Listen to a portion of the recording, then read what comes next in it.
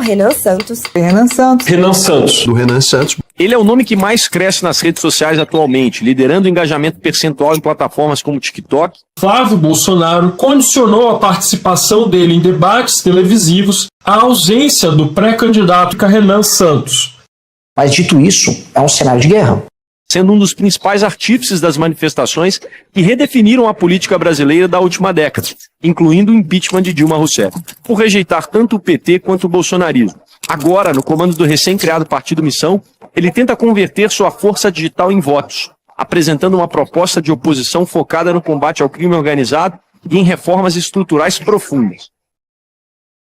Teimoso, quando quer uma coisa ele persiste e não importa o tamanho do problema para conseguir aquela coisa, ele vai fundo e luta atrás do objetivo e consegue, sempre. Sempre foi um filho que não me deu trabalho, estudioso demais, né? Como ele sempre fala, também se eu não estudasse, a minha mãe me...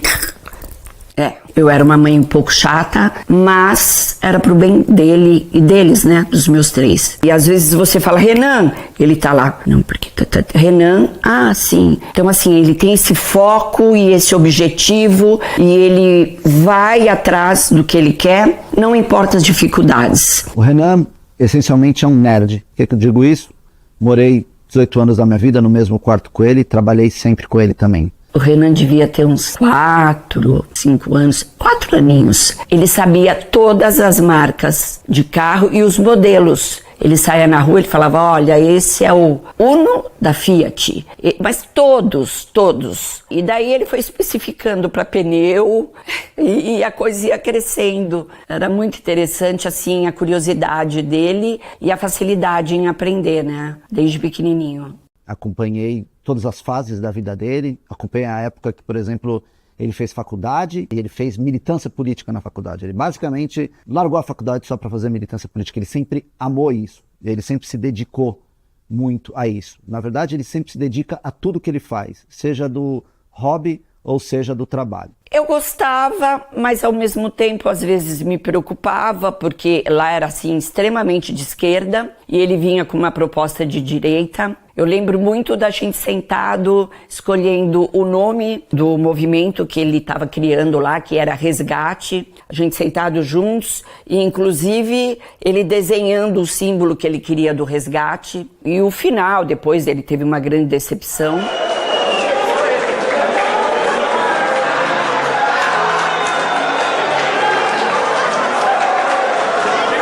Antes de tudo, boa noite aqui pro pessoal. A gente queria agradecer ao pessoal. Ele não ter terminado o curso para mim, na época, foi assim, horroroso. Porque eu era uma pessoa chata, eu pegava no pé, eu queria muito que todos se formassem, que ele se formasse. Estava meio decepcionado com o que aconteceu lá. Também começou a focar em trabalhar, não sei o quê. Eu implorei para ele, né? Mas não teve jeito. E aí eu tive que aceitar, né?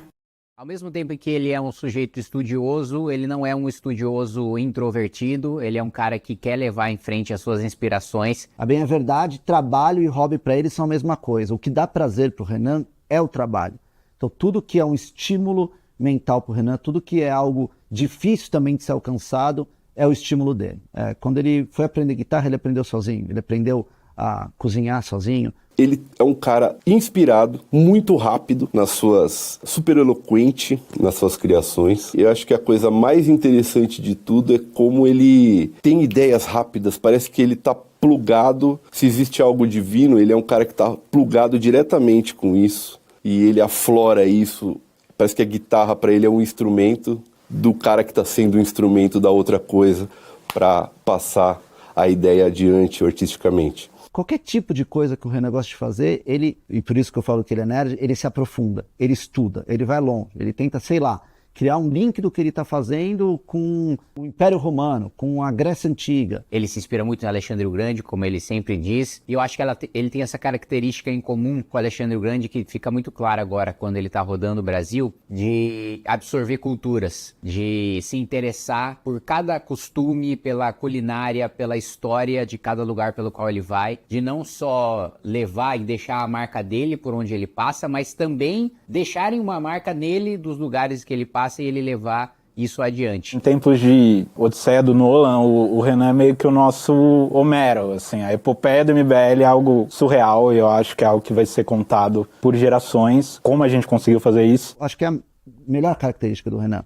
O Renan, ele não é só um líder porque ele é bom em coisas de agora. Ele é um líder porque o preparo dele vem de tão longe, de tanto estudo, de tanto tempo, vem com naturalidade. E então, óbvio que ele estuda as coisas do passado e estuda as coisas do presente, tudo se encaixa e ele vira uma liderança natural, uma liderança intelectual. Na primeira série ele foi para o Anglo-Latino, lá ele sempre estava nas melhores turmas, ganhava medalha sempre. Essa aqui era assim, os melhores alunos da sala ganhavam a medalha do Anglo, né?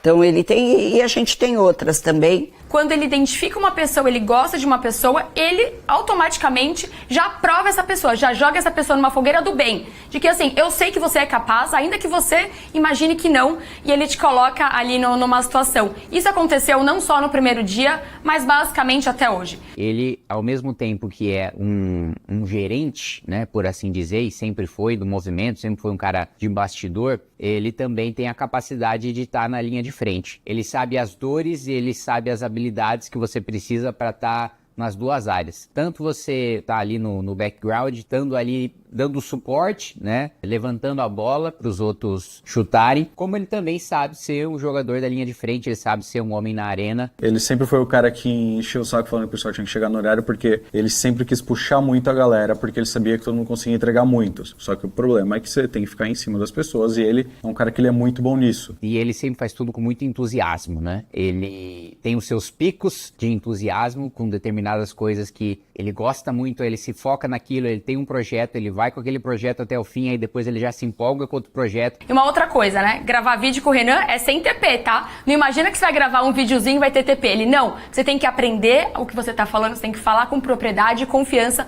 Essa é uma característica, sem dúvida, muito forte do Renan. Às vezes ele se empolga com outro projeto antes do primeiro projeto terminar, mas aí ele dá as direções para outras pessoas tocarem esse primeiro projeto em que ele pensou. Então ele é um cara entusiasmado, um cara que tem muita capacidade de imaginação, é um cara que primeiro pensa onde ele quer chegar, para depois pensar no como, para depois pensar, se é possível, se não é possível, como é que a gente torna possível. É um cara, assim, tem um cérebro muito privilegiado. E trabalhar com ele é até difícil. Difícil para todo mundo, é difícil para mim. Imagina para outras pessoas que não conhecem ele. Quando o Renan vem cozinhar comigo, que ele ama cozinhar, putz, aí são horas preparando caldo, é tudo muito especificado, cheio de detalhes, mas ele constrói tudo para chegar naquele objetivo. Então o prato é perfeito. Citando aqui de exemplo a operação do partido. Todos os dias nós fazíamos reuniões com todo mundo que estava ao redor do Brasil coletando. E eu descobri que o Renan, além de ser uma pessoa muito maluca, porque ele é uma pessoa maluca. Porque às vezes ele bota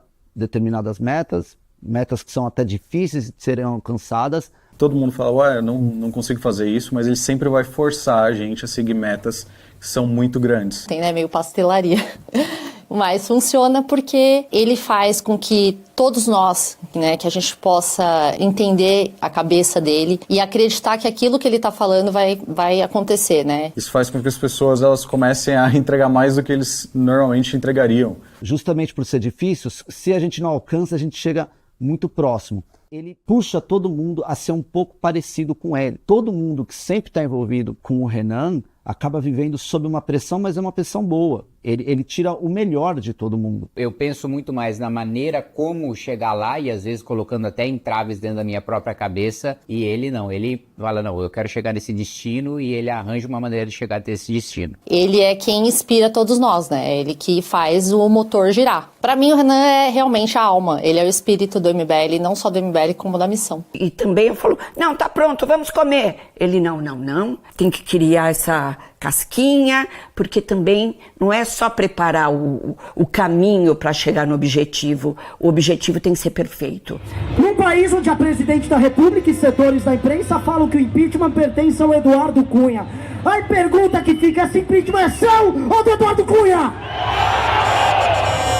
Esse impeachment é meu, é seu, é de todo mundo. Os brasileiros construíram o impeachment. Na primeira manifestação. Uma das felicidades que a gente tinha nos antigos escritórios é que lá tinha uma área onde a gente conseguia cozinhar e ele às vezes parava tudo só pra cozinhar pra galera. Então, por exemplo, a gente tá no período de Copa, na Copa de 2018, foi ele que produziu o churrasco da galera. Nossa, estava maravilhoso aquele churrasco. Ele luta passo a passo pra chegar naquilo que ele quer. E quando ele chega, ele não entrega assim, tá pronto. Não, eu tenho que ver, eu tenho que analisar, porque eu vou entregar uma coisa de qualidade, com a comida e com a vida. E é por isso que muitas operações as pessoas falam, nossa, como eles conseguiram entregar tanto com tão pouco?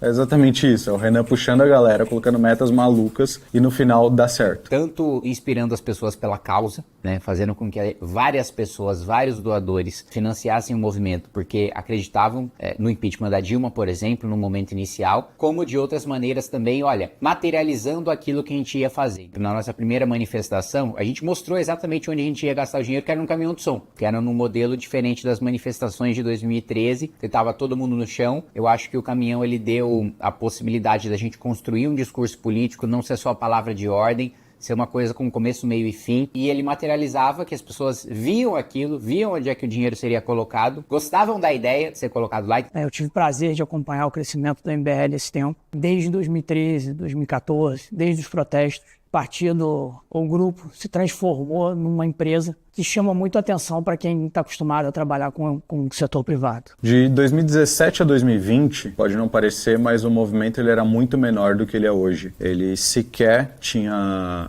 um caixa tão no azul quanto tem todos os fins de mês. E a mudança de chave se deu principalmente no final de 2020. Estava na casa dos meus pais, esperando chegar o Natal, e o Renan ligou e falou, eu preciso fazer uma reunião.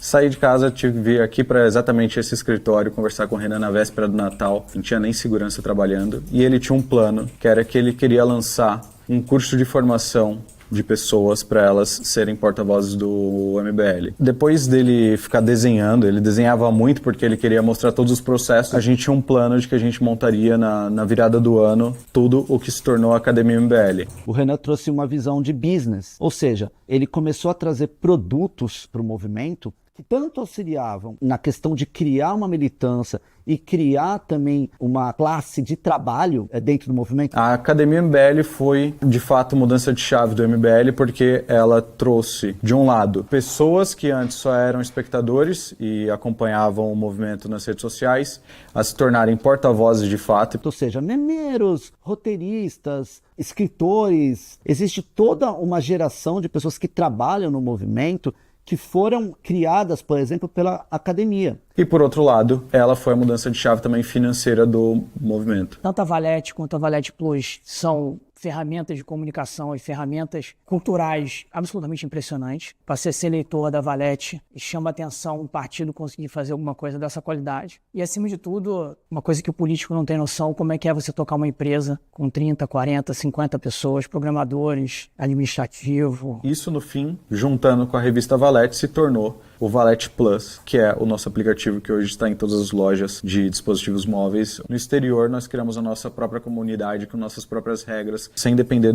da Meta, sem depender do Twitter, e está funcionando hoje já com mais de 50 mil usuários. De novo, nas metas malucas do Renan, as funcionalidades do aplicativo são bem altas, então basicamente a gente começou já sabendo, a gente teria que ter tudo que o Spotify tem, tudo que o YouTube junto com ali a Hotmart tem, e ainda pegar um grande player que poucos conhecem no Brasil, mas que a gente também teríamos que ter as funcionalidades deles, que é o Substack. Hoje, o nosso aplicativo, apesar de ter sido feito por um grupo pequeno de pessoas, aqui, por exemplo, na sala tem 15 programadores no total, nós estamos basicamente produzindo o mesmo que o time da Google, do Substack e do Spotify está produzindo nos Estados Unidos. Porque depois, sei lá, de 10 anos de movimento, em toda essa curva de aprendizagem e tendo que ter essa leitura do movimento como uma empresa, chegou uma hora que a gente falou, ou a gente cria o partido, ou nada disso está fazendo sentido. Passando de 2 em 2 anos, lançando candidatos em partido, esses partidos tudo de gente estranha e tal, não estava dando certo. Era um modelo que não estava funcionando para as nossas candidaturas, pelo menos. Para quem é dono daqueles partidos, está funcionando muito bem. Então a gente se organizou, a gente falou, ou a gente cria um partido, ou já deu. Não está fazendo sentido isso aqui.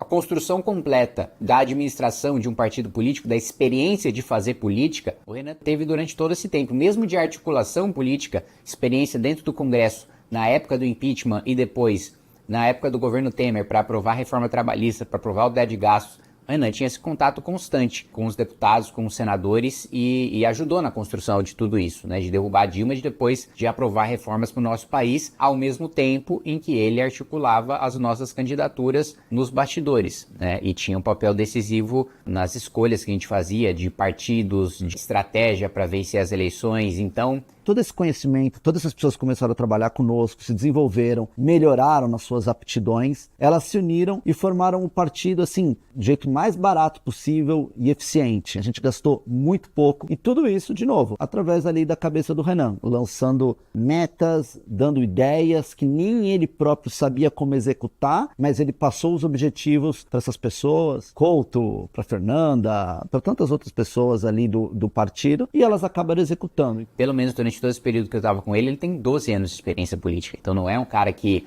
se aventurou, né? É um cara de fora da política, que não tem nenhuma noção da política e que está sendo utilizado por um cacique partidário para trazer algum voto para a legenda. Não, ele é um cara que tem experiência própria. O partido, a criação dele, é um resumo de todos esses últimos 12 anos de movimento. A gente começou em 23 e a gente terminou em 25. A gente, em 2 anos, fundou um partido utilizando todas as técnicas e tudo que foi aprendido aqui dentro. Foi tudo uma coisa caseira mesmo, né? Uma cozinha que fez o seu prato do início ao fim. O Brasil pode ser glorioso. Você pode viver num país em que o bandido vai ser muito preso ou morto quando precisa. Você pode viver num país em que ganhar dinheiro não será um privilégio, mas será a regra. Você pode viver num país que será uma das 5 nações mais importantes do mundo. O futuro e o presente já estão chegando. E o futuro, meu amigo, é glorioso. Aguardo você nessa aventura.